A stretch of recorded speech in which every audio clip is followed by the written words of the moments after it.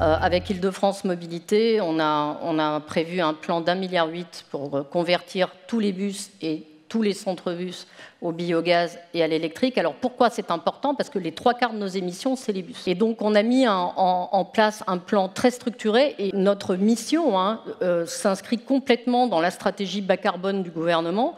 La RATP, quand elle dit que sa raison d'être, c'est s'engager chaque jour pour la qualité de ville, c'est vraiment ça. On est dans un process de conversion industrielle majeur à la RATP. Là, je parlais des bus.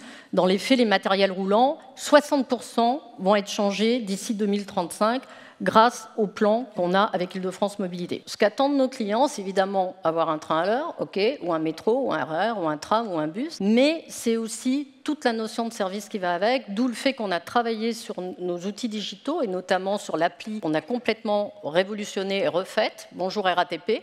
On a acheté Mappy pendant la crise Covid, la crise est aussi de temps en temps génératrice d'opportunités. On a refait complètement cette appli et aujourd'hui elle est notée 4,8 sur 5 sur Apple Store et elle permet à nos clients, par exemple, de réserver et de payer un VTC, une trottinette. Là, on vient de rentrer un GPS vélo, donc on offre de plus en plus de services autour de la notion même du voyage.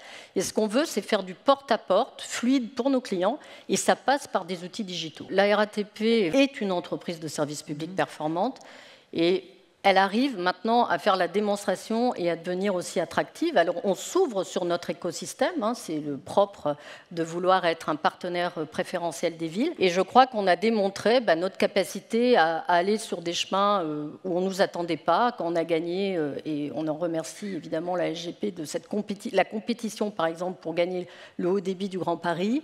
On l'a gagné devant les 3 gros opérateurs de télécom français. Et je pense que voilà, on a une capacité maintenant à se projeter sur des phases de développement élargies. Et je pense que c'est vraiment très important pour nous aussi de nous placer au cœur de l'écosystème des villes et de démontrer notre savoir-faire.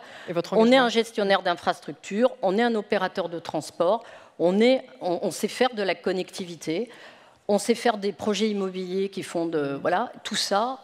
C'est une expertise fantastique, c'est 2000 ingénieurs, un portefeuille de 200 projets et des équipes passionnées.